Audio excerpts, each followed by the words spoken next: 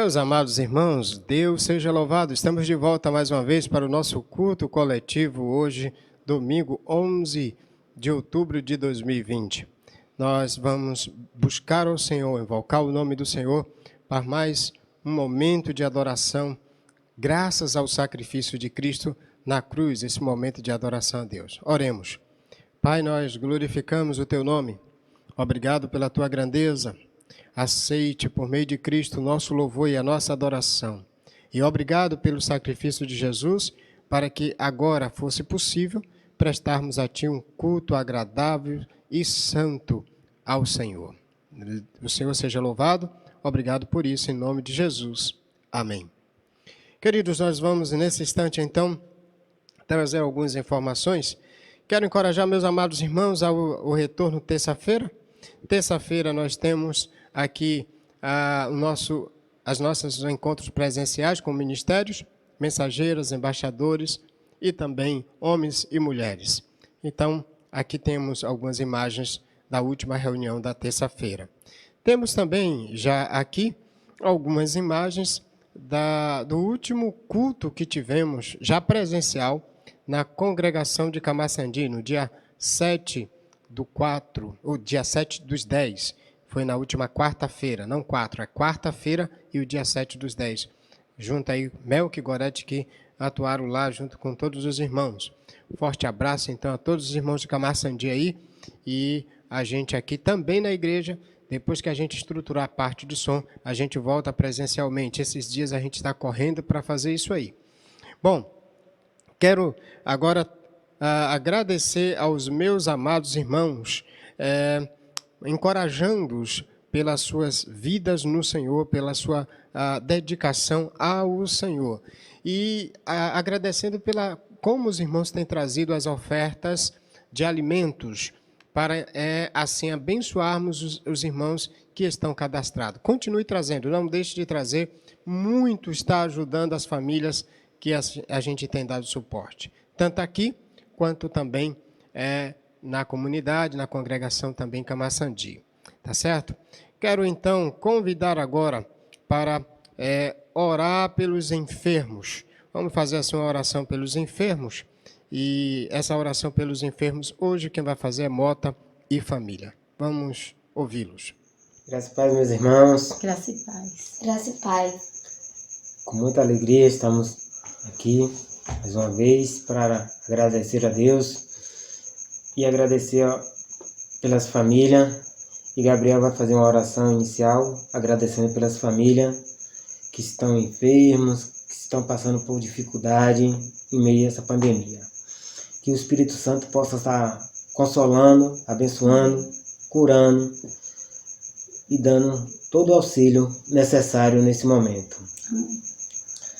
Senhor Deus, nosso eterno Pai, entramos em Tua presença para pedir que o Senhor cuide da nossa família, da família de todos que estão aqui assistindo, os que não puderam assistir, os que não assistem, os que são de outras igrejas. Amém. Abençoe aquelas famílias que estão necessitando do Senhor. Visite elas para ajudar o Senhor. Ajude todos nós a crescer e ficar em Tua presença. Amém. Em nome de Jesus. Amém. Amém. Amém. Louvado seja Deus, glorioso e exaltado Pai. Amém. Nós vamos então para agora agradecer a Mota aí pela vida dele e família. Esses dias a família de Mota também, junto com Joína, teve aí a perda do irmão Brás, mas a perda temporária, né? O afastamento temporário, porque em breve no Senhor estaremos juntos. Vamos orar agradecendo também pelos irmãos que tiveram suas vidas recuperadas, e eu vou convidar Marcelo para fazer essa oração. Graça e paz, meus irmãos, louvemos ao Senhor. Maravilhoso Deus e Pai Santo, graças te damos por mais um momento em sua presença. Amém. Por mais uma oportunidade de te louvar, de engrandecer o teu nome e agradecer por tudo que o Senhor tem feito por nós. Amém. Palavras não bastam para agradecer por tudo que o Senhor tem feito em nossas casas, em nossas famílias, na nossa comunidade, Pai. Obrigado, Senhor, pela resposta das orações. Obrigado, Senhor, pelos enfermos que foram curados, restaurados. Obrigado, Pai, pelas vidas que foram trazidas para o Teu altar. Amém. Obrigado, Senhor, pelas almas que foram resgatadas das mãos do maligno e que só o Senhor pode fazer isso, Pai. Por isso nós agradecemos ao Senhor e engrandecemos o Teu santo nome, pois o Senhor é santo, o Senhor é poderoso e é aquele que comanda as nossas vidas e nossos corações. Amém. Ajuda-nos, Senhor, a estar constantemente em Tua presença. Ajuda-nos, Pai, a viver em santidade. E assim nós oramos e agradecemos no nome de Jesus. Amém. Amém. Obrigado, Marcelo. Queremos, então, encorajar nossos amados irmãos. Nós temos aqui uma relação dos irmãos. Também hoje não vou falar o nome como de manhã fizemos, mas eu quero orar pela vida de vocês. Agradecer a Deus pela vida de vocês. Obrigado, Deus, por essa vida, a vida dos teus filhos. Pela forma como eles têm se comportado no Senhor, como têm se afastado do pecado e como têm vivido a vida íntegra e constante no Senhor. Glorificado seja o teu nome, exaltado seja o teu nome, pela vida de cada um de teus filhos, em nome de Jesus. Amém. Quero agradecer aos amados irmãos que nos visitam.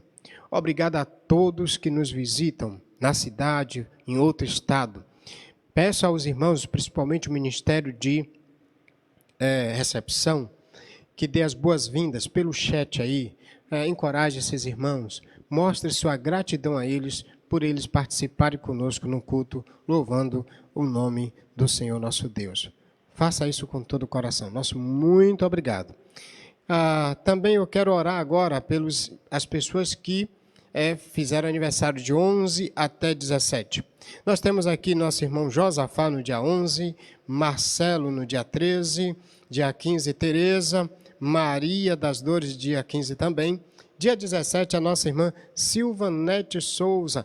Nosso louvor a Deus pela vida desses irmãos. Nosso irmão Genilson, ele vai interceder a Deus pela vida desses filhos e filhas que completaram mais uma primavera no Senhor. Vamos acompanhá-lo.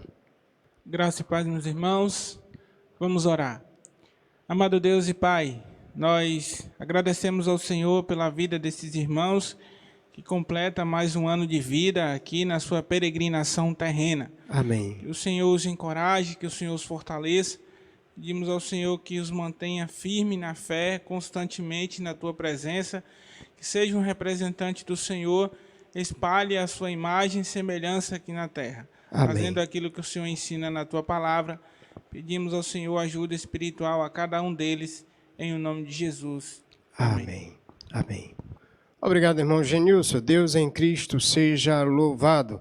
Queridos, vamos então para as partes da liturgia, onde nós vamos dedicar a Deus nossos corações através de Jesus. Também nossos irmãos David e Genilson vão conduzir-nos nesse propósito. Quero só lhe convidar agora a ler textos bíblicos, fazer orações e cantar os louvores durante toda essa caminhada. Vamos acompanhar nosso irmão David.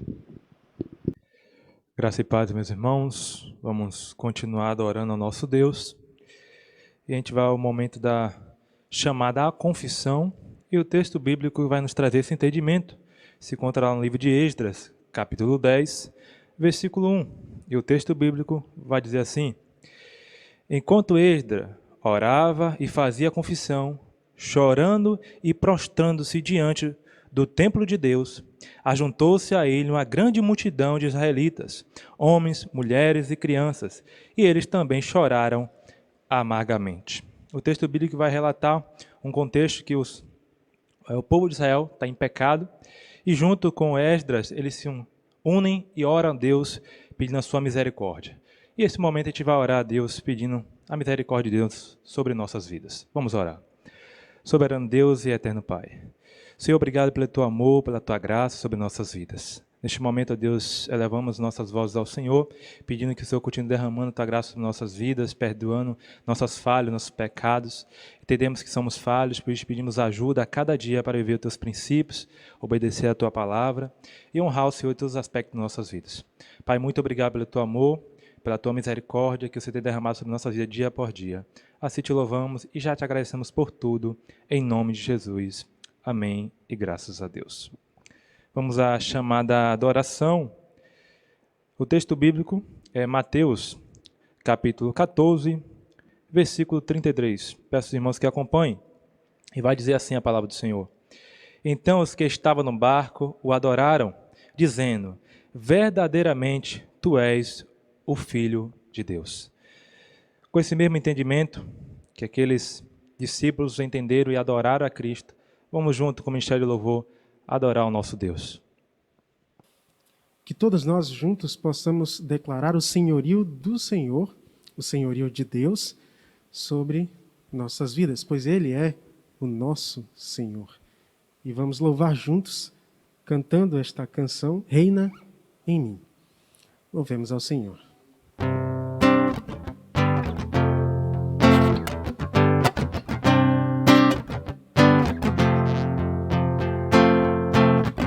Sobre toda a terra tu és o Rei, sobre as montanhas e o pôr do sol, uma coisa só eu desejo vem reinar em mim, Senhor, reina em mim, com teu poder sobre a escuridão, sobre os sonhos meus. Tu és o Senhor de tudo que sou. Vem reinar em mim, Senhor.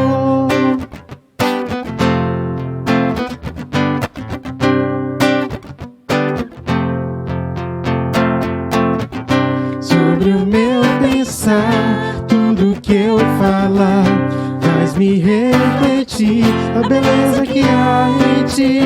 Tu és para mim mais que tudo aqui.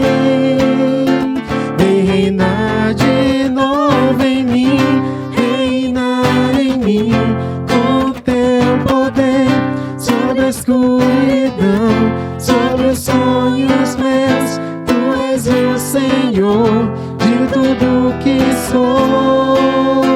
Vem reinar em mim, Senhor, reinar em mim, com teu poder sobre a escuridão, sobre os sonhos meus. Tu és o Senhor de tudo que sou. Vem reinar em mim, Senhor, vem reinar em mim, Senhor, vem reinar em mim, Senhor. Amém. Graça e paz, meus irmãos. Jesus Cristo reinando em nós. Nós então oramos ao Senhor na agradecimento pelos dízimos, pelas ofertas e alimentos depositados no altar do Senhor. Vamos orar. Muito obrigado, Deus, pela ação do Senhor sobre nossas vidas. Obrigado porque, de fato, nós reconhecemos que o Senhor reina em nós. E por isso é que nós praticamos essas ações. Porque reconhecemos o Senhor como Deus e reconhecemos que existe a necessidade de contribuição nossa. Mas, em primeiro lugar, nós queremos ter a nossa vida de santidade com o Senhor. E isso é o propósito que devemos ter em nossa vida no dia a dia. Por isso, nós agradecemos ao Senhor pela ação de força espiritual em nossas vidas. Em nome de Jesus. Amém. Chamada a proclamação, a leitura é Hebreus, capítulo 1, versículos 1 e 2. O texto de Hebreus, capítulo 1, versículo 1 e 2, nos diz o seguinte: no passado, por meio dos profetas, Deus falou aos pais muitas vezes e de muitas maneiras. Nestes últimos dias, porém, ele nos falou pelo Filho, a quem designou o herdeiro de todas as coisas e por meio de quem também fez o universo. Jesus Cristo é o Cordeiro de Deus que está assentado no trono. Por isso, nós vamos ouvir agora a palavra do Senhor. Meus amados irmãos, então vamos para mais uma vez O texto sagrado hoje é Apocalipse capítulo 14, versículos de 1 a 5. Quero fazer a pregação desse capítulo em três propostas. Uma vai ser hoje, outra no próximo encontro, e nós vamos então louvar ao Senhor com isso. Abra então o texto bíblico, Apocalipse capítulo de número 14, versículo de 1 a 5 hoje. E é muito importante a gente fazer isso nessas divisões de cenas, nessas três propostas de 1 a 5, de 6 até uma outra parte, a gente vai ver isso dias que virão. Capítulo 14, abre o texto bíblico agora comigo e vamos fazer a leitura da palavra do Senhor. Diz assim o texto sagrado: Então olhei e vi, diante de mim, o Cordeiro em pé sobre o monte Sião, e junto a ele 144.000, que traziam escritos na testa o nome dele e de seu pai. Ouvi um som do céu, como o barulho de um temporal e o estrondo de um grande trovão. O som que ouvi era como de arpistas que tocavam suas harpas. Cantavam um cântico novo, diante do trono e diante dos quatro seres viventes e dos anciãos, e ninguém podia aprender o cântico, senão os 144.000, que foram comprados da terra. Estes são os que não se contaminaram com mulheres, porque são virgens. São os que seguem o Cordeiro aonde quer que vá. Foram comprados dentre os homens, para serem as primícias para Deus e para o Cordeiro. Mentira alguma saiu de sua boca, pois são irrepreensíveis. Vamos juntos dizer agora: esta é a palavra de Deus.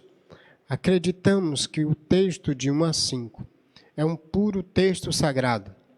É uma escritura que Deus escreveu para nos instruir nessa caminhada cristã até a volta de Jesus.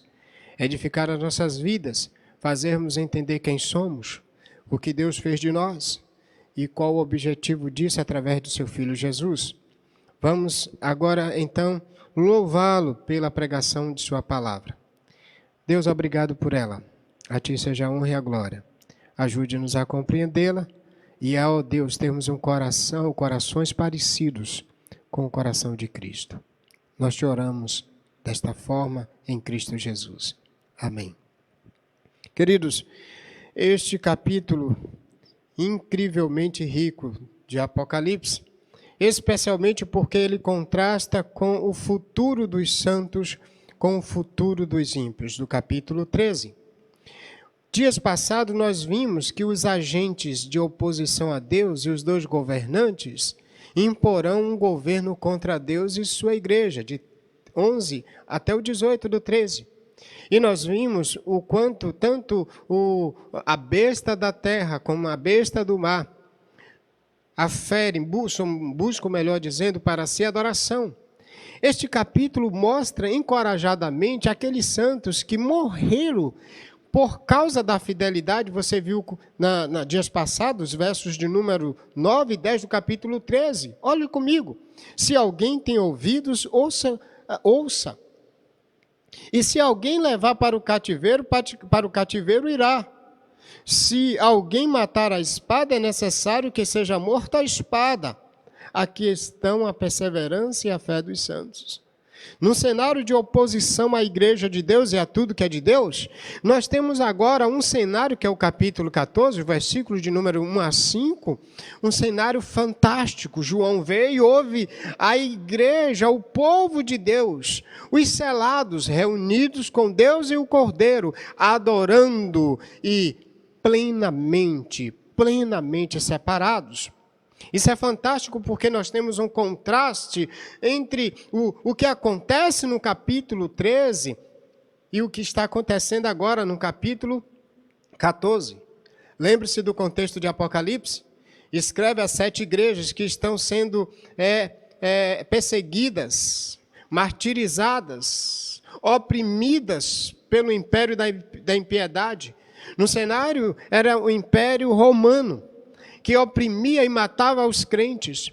ou seduzia-os à adoração e à vivência secular, de acordo com as propostas dos seus deuses e da sociedade permissiva daqueles dias. Nesse cenário, nós temos então agora um encorajamento às 7 igrejas, porque de 1 a 14, ao invés de se dobrar a besta ao império no contexto da época, aos governantes que contrapunham-se a Deus, eles deveriam morrer se fosse preciso por isso. Qual é a recompensa? Eles agora, enquanto que no contraste do 13, os seguidores da besta estão diante deles, da besta, das bestas da terra e do mar, agora os comprados da terra estão diante do Cordeiro. Isso é fantástico. Olha que o versículo 1 do 14 diz: olhei e vi diante de mim o Cordeiro em pé sobre o monte Sião, e junto dele 144 mil. Eu sei que há uma série de enredo em relação a esses 144 mil, já explicamos quando estudamos capítulo 7. E vamos explicar agora, estudando o capítulo 14. Vou reexplicar, reafirmar o posicionamento bíblico a respeito disso. Então, nesse capítulo, veremos mais uma vez a cena dos remidos na glória e a condenação dos ímpios no juízo final no capítulo 14. Aqui agora me refiro a todo o 14 e hoje nós não vamos estudar todo o 14. Eu quero saborear com você esse momento glorioso de Cristo reunido com os remidos, comprados pelo seu sangue. Isso encorajou a igreja que passava por lutas e provações, ou as igrejas naqueles dias, e deve encorajar a igreja do Senhor agora, Batista Nova Aliança, ou qualquer outra igreja que prega o evangelho de forma séria e comprometida. O que é que nós temos então agora nesse cenário? Sempre nos ciclos de juízo, aqui apresentado após as ações do império da impiedade, nós sempre vamos ver o triunfo da igreja. Por exemplo, no cenário do primeiro ciclo de 7, sempre no final, a gente verifica, no capítulo 2 a 3, Cristo encorajando a igreja com promessas. No capítulo 1, a gente vê a igreja sendo encorajada, mostrando quem está no comando e quem domina tudo e todos.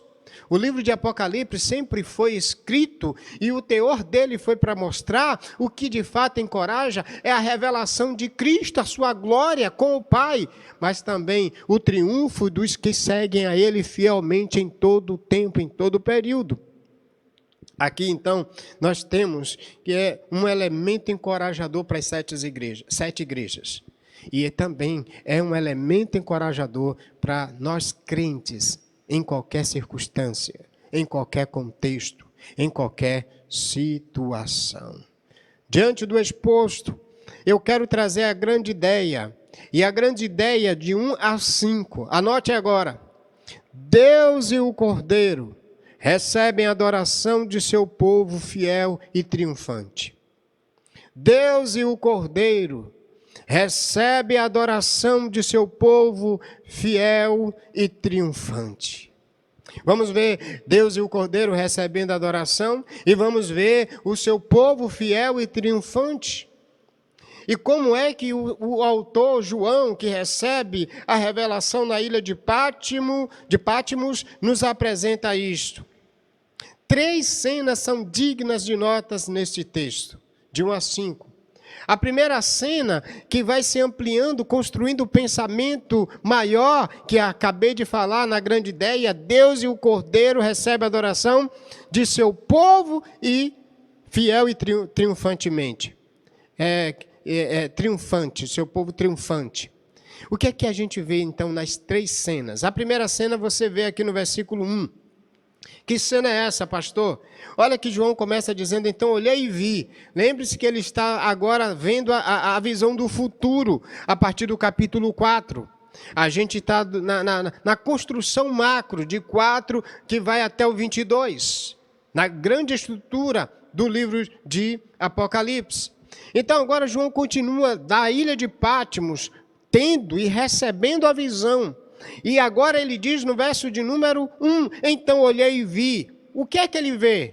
Ele vê, diante de mim, diz ele, o Cordeiro em pé sobre o monte Sião, e junto dele 144 mil que traziam escrito na testa o nome dele e de seu pai. Aqui agora nós temos uma cena fantástica. Qual é a cena? A primeira cena, então agora anote aí. Eu disse que a gente terá 3 cenas dignas de notas nesse texto. A primeira cena, versículo 1. O cordeiro reúne em Sião os seus selados. É fantástico isso. Após aquela visão do capítulo 13, após ele dizer, olha só o versículo 13 como começa, vi subir do mar, ele vê a besta e depois vê a besta da terra e vê a igreja perseguida e tudo que é de Deus sendo colocado de lado pelos 2 agentes de Satanás. Após essa visão de perseguição de tudo que é de Deus e ao mesmo tempo da perseguição essencialmente contra a igreja, a visão agora é da igreja selada, é do povo selado, é dos grandes filhos, dos filhos de Deus, reunidos em pé diante do Cordeiro. Isso é fantástico. Isso é fantástico. Me alegra o coração em ler o texto, em explicar o texto, espero que alegre o seu. Porque agora o que encoraja a igreja é a visão dela reunida diante do seu Cordeiro, reunida diante do seu Senhor, presente com o Rei Eterno. E, além disto, seguramente preservada como propriedade dele, porque a ideia escrita na testa está a ideia de selo, que dá uma ideia de propriedade exclusiva do Senhor. Por isso nós temos essa primeira cena, o Cordeiro reúne em Sião seus selados. Cabe aqui algumas perguntas. Por que o Cordeiro em Sião? Por que Sião? Cantamos até um belo hino que a gente diz, Sião é a nossa bela e maravilhosa cidade, hino do cantor cristão. E aqui agora o Cordeiro está em Sião. Sião é o local da soberania de Deus e do Cordeiro. E esse retrato de o Cordeiro em Sião, ele já foi tipificado, ele já foi anunciado por intermédio do rei temporário, que foi o rei Davi. Na verdade, quando aqui ele se refere a Sião, na verdade é aquela cena de 2 Crônicas 11, de 1 a 5. O rei que assume Davi, lá em Sião, é o rei temporário, ele assume, depois de derrotar os inimigos, ele constrói a casa, o palácio dele, e constrói também, e prepara também os materiais para a construção do templo de Jerusalém, que é o templo que Salomão depois vai construir. Portanto, quando aqui o autor de João traz a ideia de que o Cordeiro, ele tem a visão e recebe a visão do Cordeiro em pé no Monte Sião, ele está mostrando aquela ideia de Davi vencendo os jebuseus, entrando na cidade, mesmo o jebuseu dizendo que nunca aconteceria isso, e Davi entra, se você depois quiser entender melhor, 2 Crônicas 11, de 1 a 5, a gente consegue ver isso de forma clara nesse texto, que aqui está mostrando não apenas a ideia tipificada do capítulo de Crônicas, do capítulo 11, mas que agora a gente tem uma Sião não geográfica, mas uma Sião espiritual. Também lá no Salmo 2, por exemplo, de 1 a 6, a Bíblia fala que mesmo todos se levantando contra Deus e seu ungido, como está acontecendo aqui no 13, todos se levantam contra Deus e seu ungido e sua igreja, como diz no Salmo 2. Mas diante de tudo isso, olha o Salmo 2, versículo 6. Na verdade, eu vou ler de 1 a 6. Vá comigo para lá, para o Salmo. É interessante essa leitura do Salmo 2. Agora, para entendermos essa proposta do Cordeiro em pé no Monte Sião.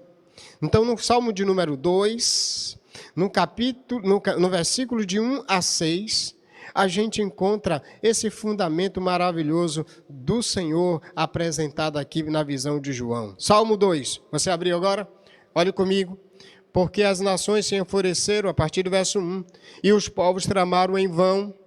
Os reis da terra se levantam, os príncipes conspiram unidos contra o Senhor e seu ungido, dizendo, olha só, rompamos suas correntes, livremos-nos de suas algemas. Parece o capítulo 13 de Apocalipse esse texto, né?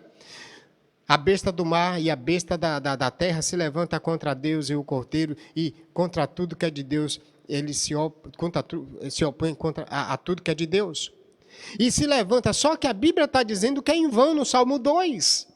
É em vão todos os levantes do diabo e seus governos, e seus agentes. E por quê? A partir do versículo de número 4 do capítulo 2 de Salmo, diz assim: aquele que está sentado nos céus ri, ou se ri. O Senhor zomba dele. Zomba de quem? Dos agentes de Satanás e de todas as nações que se levantam contra o seu ungido e contra a sua igreja, no contexto de Apocalipse agora. Versículo 5, então ele os repreende na sua ira e os atemoriza no seu furor, dizendo, olha só o verso 6, olha só o verso 6, eu mesmo constituí o meu rei em Sião, no meu santo monte. E diz ainda o verso 7, proclamarei o decreto do Senhor, ele me disse, tu és o meu filho e hoje te gerei.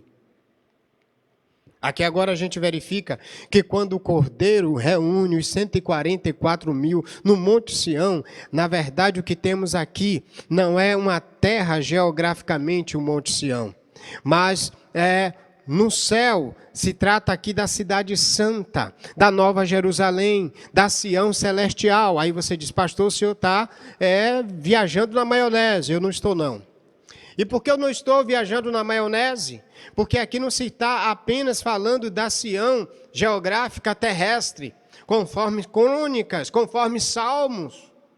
Está se falando da Sião espiritual. E isso está explicado melhor na própria Escritura, porque as Escrituras se explicam. Quando a gente então agora vai para Hebreus capítulo 12, versículos 22 e 23, fica claro que, na verdade, não está se referindo a Sião geográfica, mas a Sião espiritual. Vá comigo mais uma vez, e hoje à noite eu preciso que você acompanhe, por isso que eu estou fazendo em porções menores essa exposição do capítulo 14. A gente não pode perder aspectos fundamentais desse texto. Na carta aos Hebreus, capítulo de número 12, os versículos 22 até os versículos 22 e 23, ele traz isso com muita clareza para nós, nesse cenário aqui agora presente. Veja comigo, a carta aos Hebreus, capítulo 12. Diz assim, verso 22. Você achou comigo? Acompanhe o texto. Olha a ideia da Sião espiritual. Verso 22 diz assim, mas tende chegado ao monte Sião.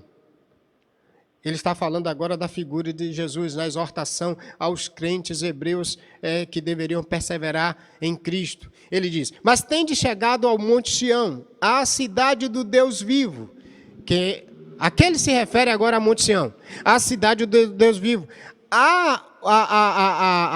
diz assim, a Jerusalém celestial. Olha quem ele chama também de Sião. Sião aqui agora em Hebreus é Jerusalém celestial. Por isso que eu estou dizendo que quando trata do Cordeiro aqui em Apocalipse 14:1, falando que ele está em pé diante do Monte Sião, está falando da Jerusalém celestial, da Nova Jerusalém. Então isso aqui já é céu. Isso aqui já é eternidade. Isso aqui já é o momento da reunião dos santos com o Cordeiro pelos séculos dos séculos. E é interessante que isso é após aquela perseguição do capítulo 13, da besta da terra e da besta do mar. Significa dizer que isso era encorajamento para as 7 igrejas diante da perseguição do Império Romano, de mortes e de torturas. O que esperava a igreja fiel? O que esperava a igreja que adorava o Senhor e ao Cordeiro exclusivamente? A Nova Jerusalém, a reunião com o Cordeiro. E isso é que deveria encorajar as 7 igrejas a permanecerem firmes, fiéis e em exclusiva adoração. Vou ainda ler a continuação do verso 22. Mas tende chegado ao Monte Sião, à cidade do Deus vivo, à Jerusalém celestial, ao incontável número de anjos em reunião festiva. O capítulo 14 mostra essas reuniões festivas dos 24 anciãos, e está mostrando isso, verso 2, 3 e 4. Agora observe o verso 23. A igreja dos primogênitos registrado nos céus. Interessante que ele vai falar daqueles que foram comprados como primícias, lá no versículo 4, no versículo 4 e no versículo 5. Agora a gente percebe que a igreja dos primogênitos, registrado nos céus, a Deus e ao juiz de todos, aos espíritos dos justos, aperfeiçoados. Em quem? A Jesus, o mediador de uma nova aliança, ao sangue da aspersão, que fala melhor do que o sangue de Abel. Ele está falando que esses remidos comprados pelo sangue de Cristo, que estão lá em pé, que lá a referência é 144 mil, que não é um número literal, é um número simbólico, mostrando a totalidade da igreja, agora resgatada e primogênita, que está em pé diante daquele que é o Senhor. Porque o verso 23, mais uma vez quero repetir, a igreja dos primogênitos. Olha para o verso 5 de Apocalipse. Olhe para o verso 5. O verso 5 de Apocalipse 14, ele fala exatamente disso. O verso 5 não, pastor, é o verso de número 4. Estes são os que não se contaminaram com mulheres, porque são virgens, que seguem o Cordeiro, aonde quer que vá. Foram comprados dentre os mortos para serem primícias para Deus e para o Cordeiro. Sabe o que quer dizer ser primícias? É esse princípio aqui do verso 23, a igreja dos primogênitos. Então, quando ele fala em comprados e sendo a primícia, é uma referência à igreja, porque são os primogênitos de Deus, comprados pelo Cordeiro, constituídos por Deus. Na verdade, então, temos aqui, o Cordeiro reúne em Sião seus selados. E aqui Sião é, na verdade, um processo representativo. Embora ele trabalhe a ideia exatamente tipificada em Davi, segundo as Crônicas, mas aqui é a Sião celestial, onde todos os selados vão estar diante do Senhor. Agora aqui a pergunta. E os selados? Os 144 mil são os mesmo grupo que foi selados lá no 7 de 9 até o versículo de número 17. Eles representam a totalidade dos remidos. E é isso que a carta aos Hebreus nos ensina, também no 22 a 24. Porque ali ele está dizendo que está o registro dos primogênitos, daqueles que foram comprados pelo sangue do Cordeiro. E aqui, na verdade, nós temos exatamente esses crentes, a igreja dos primogênitos registrada nos céus, que estão agora no Monte Sião, na Sião celestial, juntamente com o Cordeiro, aqui nesse cenário do contexto do versículo 1. Portanto, o versículo 1, nós temos aqui, então, a primeira cena, das 3 cenas dignas de notas. E a primeira cena é o Cordeiro reúne em Sião os seus selados. Os selados é uma representatividade da igreja. E aqui faz um contraste. Lembre-se, você se lembra que a besta, ela selou os seus na mão e na testa? Você se lembra? Nos versículos de número 17 e 18, a gente tem uma sequência aqui desses que seguiam a besta selados. Na verdade, ela está fazendo aqui um contraste. Temos um contraste. Enquanto Deus garante aqueles que são seus, a besta, desesperadamente, aqui seduzida por Satanás, quer garantir os seus. A ideia de selo tem 2 coisas muito importantes. No cenário antigo se pensava muito dessa forma. Quando se selava um animal, ou quando se selava o escravo, a ideia era de propriedade, de pertence, e a ideia também era de segurança. Então, aquele escravo no cenário do contexto de escravidão e no contexto também de selos, demonstrava ser propriedade das pessoas. O apóstolo João está usando o termo para mostrar que os selados são propriedades de Deus. E lembre-se que esse selo, na Bíblia, para sermos propriedade de Deus, ele não acontece aqui em Apocalipse. A Bíblia diz em Efésios, quando Paulo fala da igreja de gentios e judeus, que nós, a igreja de gentios e judeus, fomos selados para o dia da redenção. Efésios 4:30. Nesse cenário aqui, a ideia é, nós somos garantidos e por isso estamos diante do Cordeiro, no Monte Sião, na Sião Celestial, na Nova Jerusalém.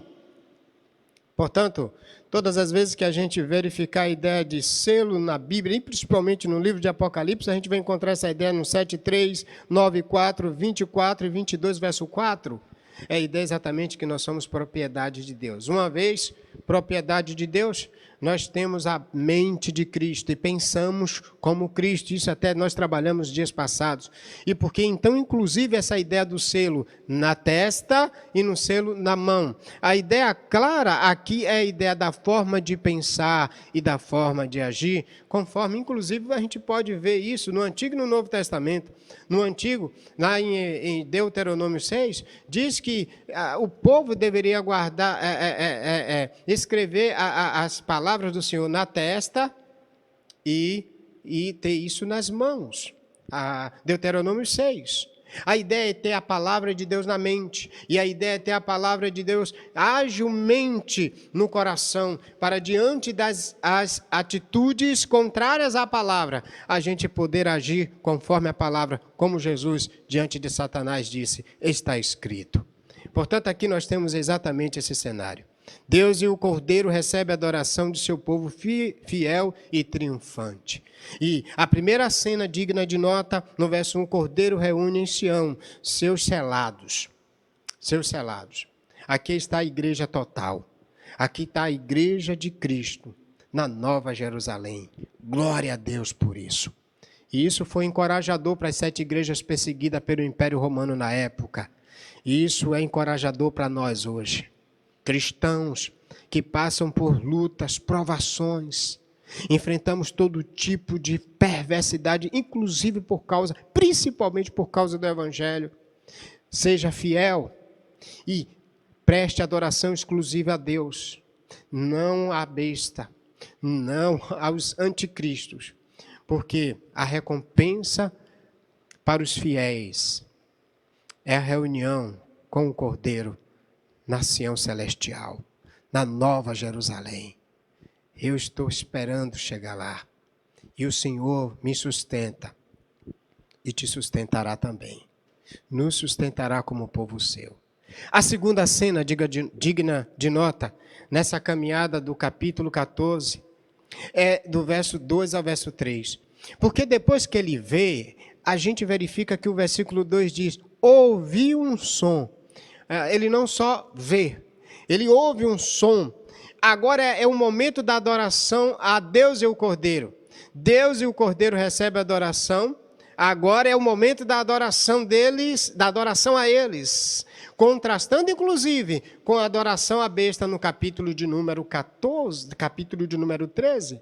Lembre-se que no capítulo 13 se solicitava adoração à besta.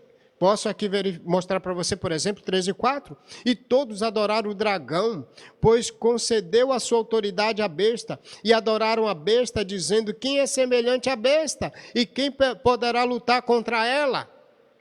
Mas agora a gente verifica que vale a pena adorar a Deus e não ao dragão, não à besta, os seus agentes, ou seu agente. Porque a recompensa, mesmo depois de tortura e morte, é a celebração, o triunfo da igreja com o Cordeiro no Monte Sião. E agora, o que é que estaremos fazendo lá? Ao invés de gritos, de desespero, porque adorou a besta, é celebração, é adoração exclusiva a Deus, pelos séculos dos séculos. Veja agora do 2 a 3. Porque o 2 a 3, os remidos comprados da terra adoram o Cordeiro. Ouvi um som no céu, um som do céu, como o barulho de um temporal, e um estrondo de um grande trovão. O som que eu ouvi era como arpistas que tocavam suas harpas, cantavam um cântico novo diante do trono E diante dos 4 seres viventes e dos anciãos, ninguém podia aprender o cântico, senão os 144 mil e os que foram comprados da terra. Aqui nós temos uma ideia mais clara. Quem é que vai adorar a Deus? Os selados. Os 144 mil, que é uma representatividade total da igreja. Aí você pode dizer, pastor, o senhor ainda está nessa ideia de que os 144 mil é um número representativo? Sim, porque esses 144 mil, os que foram comprados da terra. Peraí, eu quero provar para você no capítulo 5, verso 9, o próprio Apocalipse vai nos explicar quem são também os comprados da terra. Comprados por Jesus, pelo sangue do Cordeiro, conforme capítulo 7, de 9 até o versículo de número 17. Vamos ver quem são os comprados em 5, 9? Olha agora capítulo 5 comigo. Quem são os comprados? Volta um pouquinho o texto em Apocalipse. Versículo de número 9, diz assim: e cantava um cântico novo. Olha, quem está cantando um cântico novo aqui no 5:9? Dizendo: tu és digno de tomar livro e de abrir seus selos, porque foste morto, e com teu sangue compraste para Deus homens. De onde? De toda tribo, língua, povo e nação. Agora, os comprados não são apenas os 144 mil. Agora, os comprados são pessoas, homens de tribo, de língua, de povo e de nação. Isso é fantástico. Portanto, aqui a gente vai entender que os 144 mil foram os que foram comprados da terra. Agora, 5:9 esclarece. Eles são homens de línguas, de idiomas, de etnias. E eles estão aonde? Em pé diante do Monte Sião, na presença do Cordeiro. Só que agora eles estão adorando, porque segundo o texto diz que eles estão celebrando ao Cordeiro. E veja ainda, no verso 3, cantava um cântico novo. Por que a ideia de cântico novo? No Salmo 40, que a gente meditou de manhã, até mencionei ele, o texto de Apocalipse hoje, o cântico novo é mediante uma ação nova de salvação. No contexto de Davi, quando ele fala lá no Salmo 43, também no Salmo 90, verso 1, um cântico novo é diante de um ato de salvação, de proteção nova. Por isso que agora é um ato completamente novo, porque o povo está na Nova Jerusalém, todos remidos, e agora sabe por que o cântico novo? Qual é o cântico novo? Mais adiante a gente vai entender um pouquinho.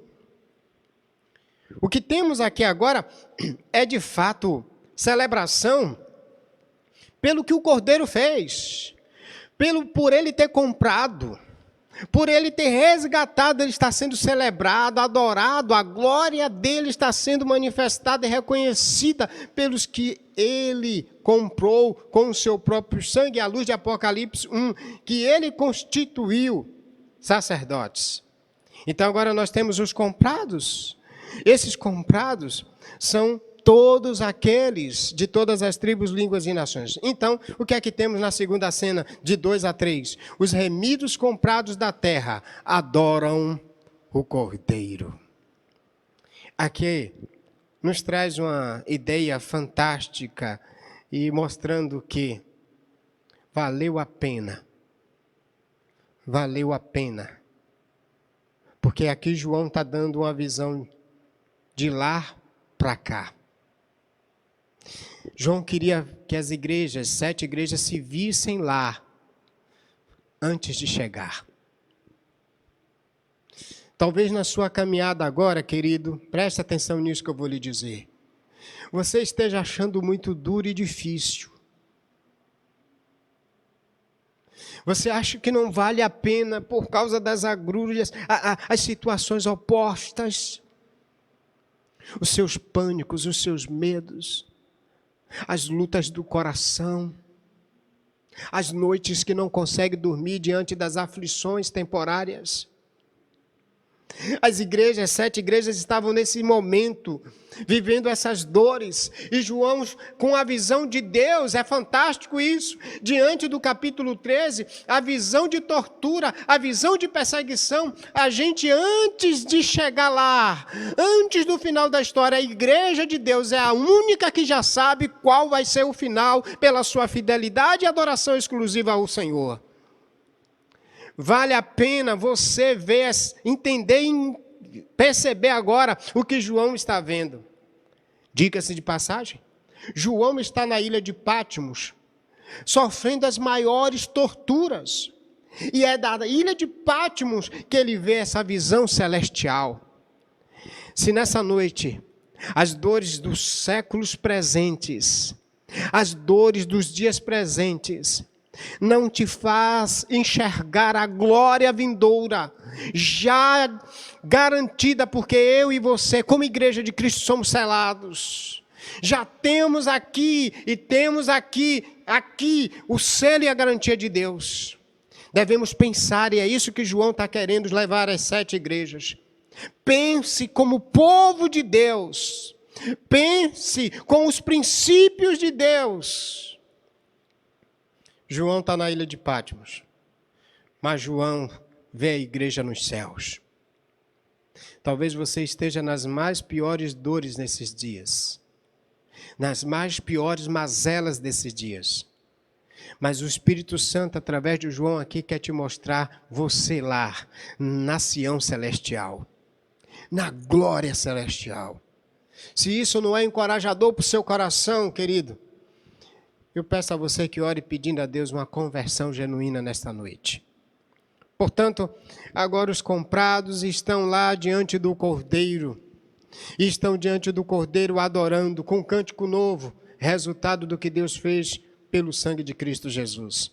A terceira e última cena traz elementos complexos, que mal interpretado trazem muitas dores de cabeça. Porque agora, a gente viu a primeira cena no verso 1, o Cordeiro reúne em Sião os seus selados. 2 a 3, os remidos comprados da terra adoram o Cordeiro. E no verso de número 4 e verso 5, os remidos comprados e fiéis são primícias para Deus e o Cordeiro. Observe agora que ele diz, estes são os que não se contaminaram com mulheres.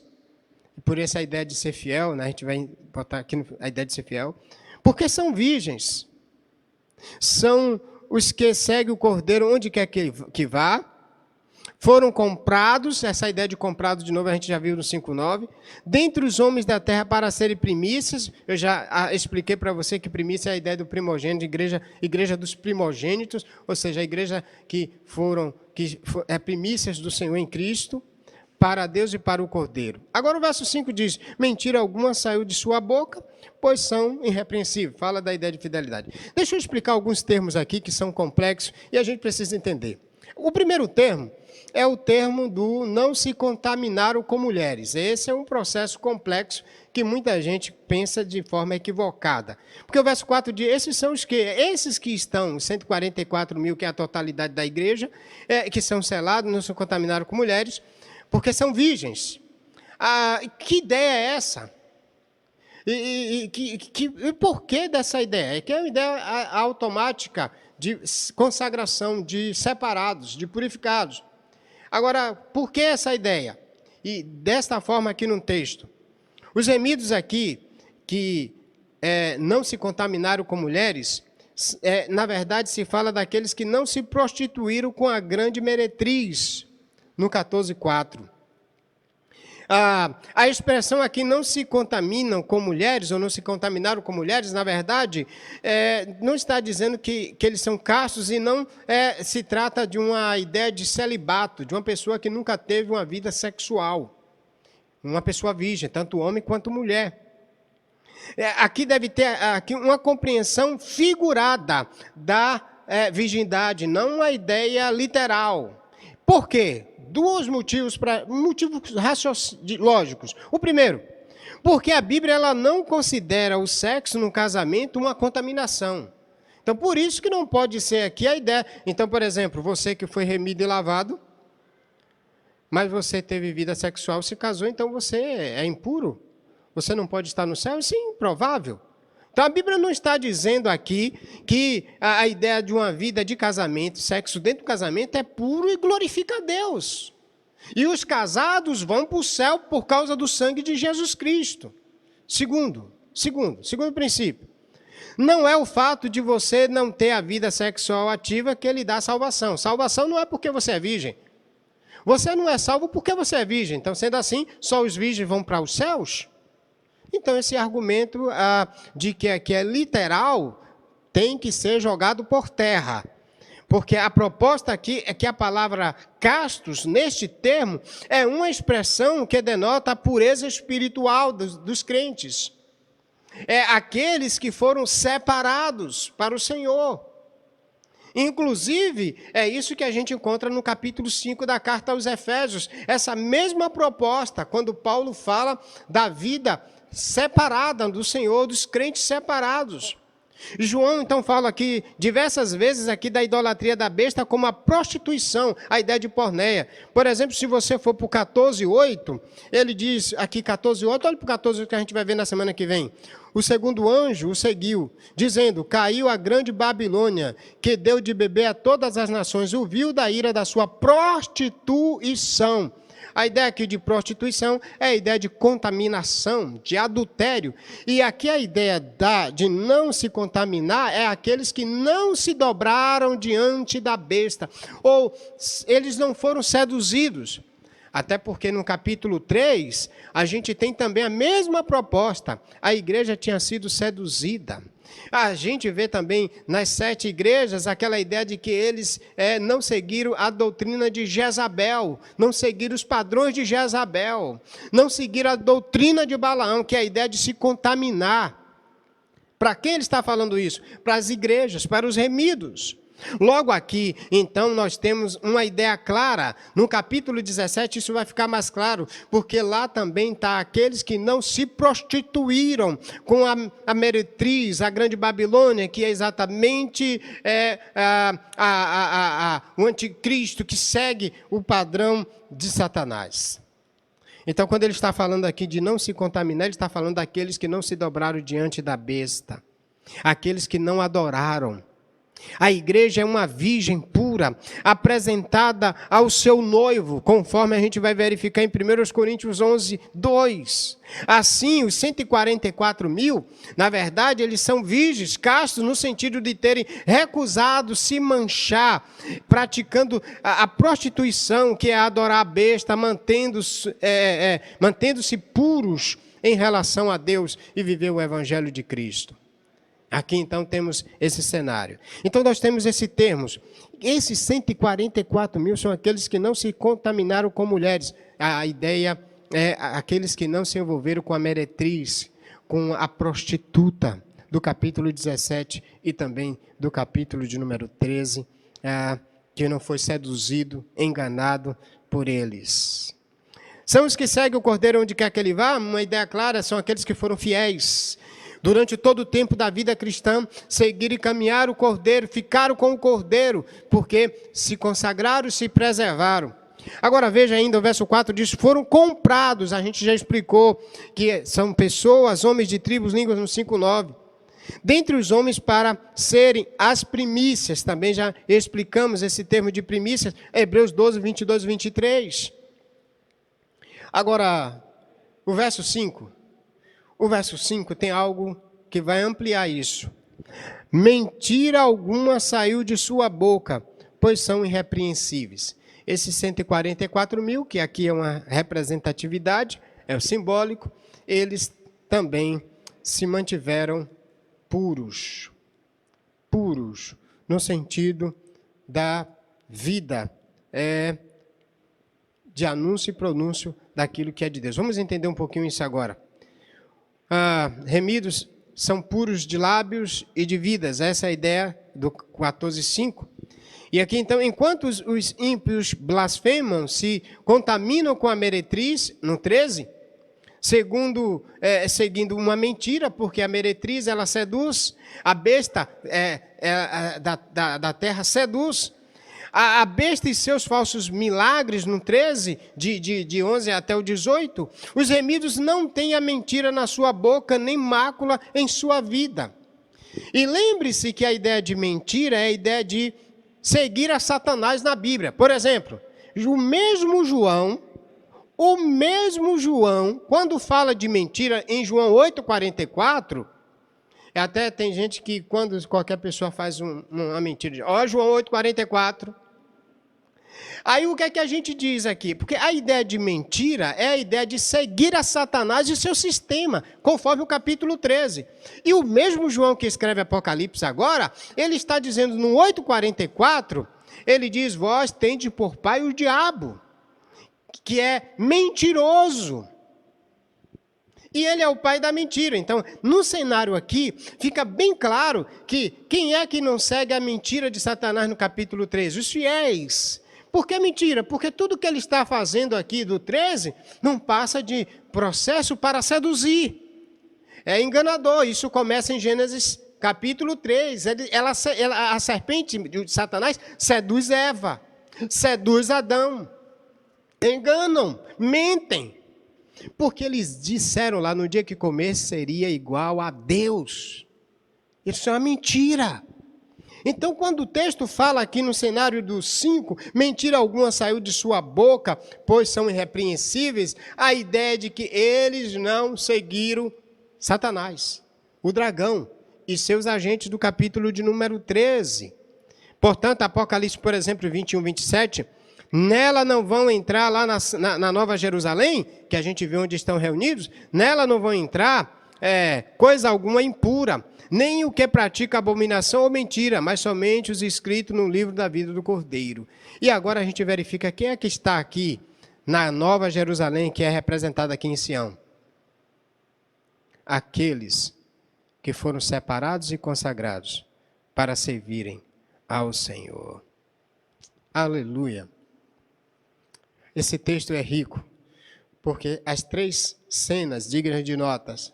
Verso 1, o Cordeiro se reúne em Sião e seus selados. Se reúne em Sião e seus selados.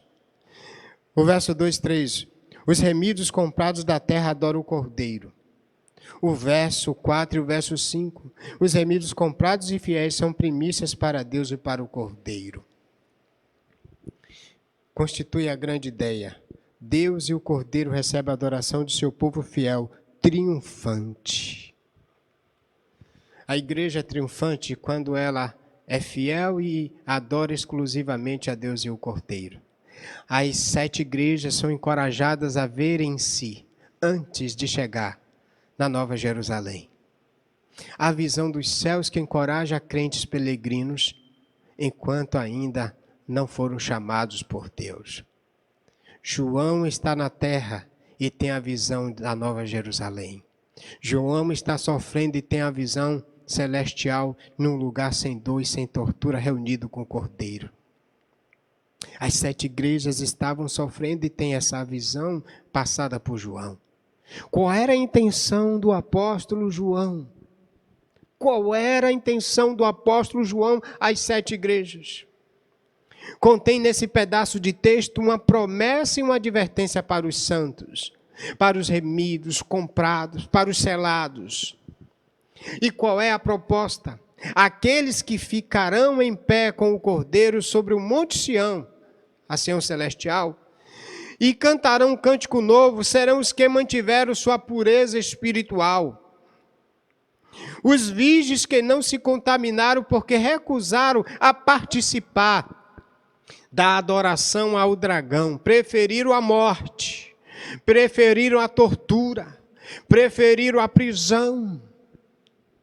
Aqui, ao mesmo tempo que é uma promessa, é uma advertência. Quem vai estar diante do Cordeiro?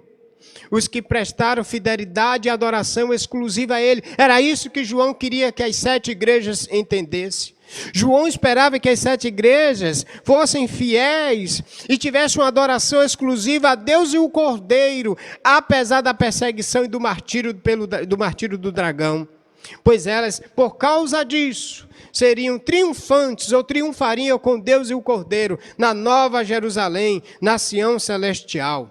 Então João encoraja as 7 igrejas, mostrando a glória dos salvos na adoração, na glória celestial. Se você está sofrendo agora por causa das lutas e provações, Deus te chama para ver a glória dele por intermédio da visão do livro de Apocalipse. A glória dele e do Cordeiro e a sua glória, igreja, nos céus, adorando o Cordeiro para sempre. Paulo diz em uma das suas cartas que as aflições do tempo presente não podem ser comparadas com a glória do mundo vindouro. Quantos crentes trocando a glória do mundo vindouro por a glória miserável, passageira, transitória, temporária. Só estou falando para crentes nessa noite que estão abandonando a fé por causa de circunstâncias temporárias. Você não sabe, não entende o que é a glória, o que é a salvação, o que é ser comprado, o que é ser selado. Você ainda não entendeu isso e ainda então não se converteu genuinamente. Por isso, talvez o chamamento é aquele para as 7 igrejas de Cristo. Se arrependam antes que eu venha e os leve para a glória celestial. Logo, o que é que a gente tem aqui? Apesar das lutas e provações temporárias, você se vê como com Deus e com o Cordeiro na região celestial? Apesar das lutas e das fadigas, João, na ilha de Patmos, se vê e vê a glória nos céus. Você consegue se ver? É isso que deve encorajar o seu coração nessa noite? Mesmo apesar do que ainda peregrinamente você está passando. Você já se vê cantando o novo cântico a Deus e ao Cordeiro na Nova Jerusalém? Tem um salmo que sempre a gente, às vezes até canta. Cantai ao Senhor um cântico novo, pois sua glória está no templo, na Nova Jerusalém. Ele é o Rei dos Reis, o único Senhor. Rendei-vos a Ele. Este é um salmo belo, que em breves a gente vai estar pregando aqui também sobre ele. É interessante que agora a gente precisa celebrar o Senhor por esse cântico, porque a gente vai entoar, só os remidos, só os lavados poderão cantar esse cântico, só as primícias, só os primogênitos de Cristo, que é a igreja, poderão cantar essa bênção ao Senhor. Apesar de todas as perseguições temporárias, somos comprados pelo sangue do Cordeiro e reinaremos para sempre com Ele. Deus quer que nos vejamos triunfantemente em adoração a Ele e ao Cordeiro pelos séculos dos séculos. Se as lutas desses dias têm impedido você de se ver nos céus, cansado e afadigado, tem gente até que às vezes não consegue mais vislumbrar a vida, está desistindo de tudo e de todos. Eu quero lhe lembrar aquela vida de Estevão, apedrejado, e ele vê a glória celestial. Deus está me despertando e te despertando para a gente enxergá-lo, adorá-lo e entender que só os fiéis estarão lá. Naquele grande dia, de que lado você estará? No grupo dos que adoraram a besta e o dragão? Ou no grupo em pé diante do Cordeiro, na Sião celestial? Olhe, eu vou estar lá, na Sião celestial. Eu vou estar lá. Na verdade, eu já me vejo lá. Eu já me vejo com um novo cântico nos lábios, celebrando ao Cordeiro e a Deus. Eu espero que você também consiga se ver assim. Vamos cantar? Marcelo e Maria vão trazer para a gente um cântico que nos faz entender Ele como a nossa estrela da manhã. Celebre e adore ao Senhor, cantando conosco, Estrela da Manhã. Louvemos ao Senhor.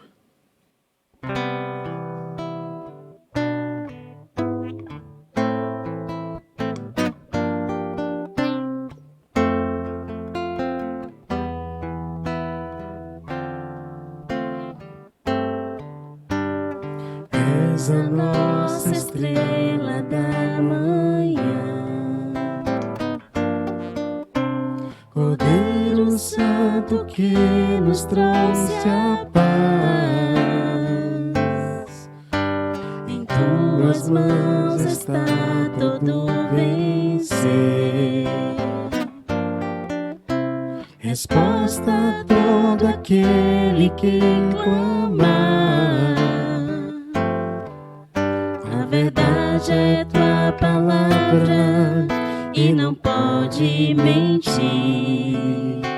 Por isso estamos aqui.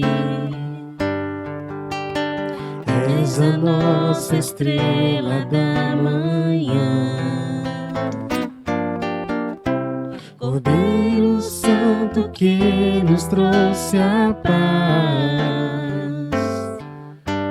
Em tuas mãos está todo vencer,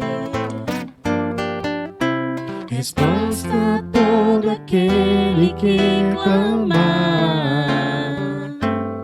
A verdade é tua palavra e não pode mentir. Por isso estamos aqui. Te louvamos, ó Senhor, pelo teu imenso amor. Manifesta o teu perdão e poder, e assim vamos te adorar para sempre. Para sempre, ó meu Deus.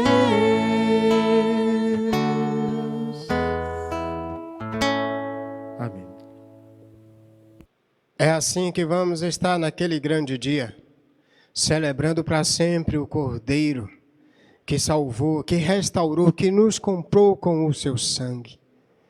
Precisamos, nesse instante, entender essa maravilhosa mensagem encorajadora do Senhor nessa parte do livro de Apocalipse. Igreja do Senhor, as lutas dos séculos presentes não impossibilitam a visão gloriosa dos remidos comprados diante de Deus e do Cordeiro na Nova Jerusalém. Vamos juntos. Vamos passar juntos por pandemia, por epidemia, por economia. Vamos juntos. Por depressões, por falência. Vamos juntos. Por problemas mais variados. A Nova Jerusalém, a Sião Celestial, aguarda os comprados e remidos pelo sangue do Cordeiro. E em pé diante dele, reinaremos para sempre com ele. Aleluia.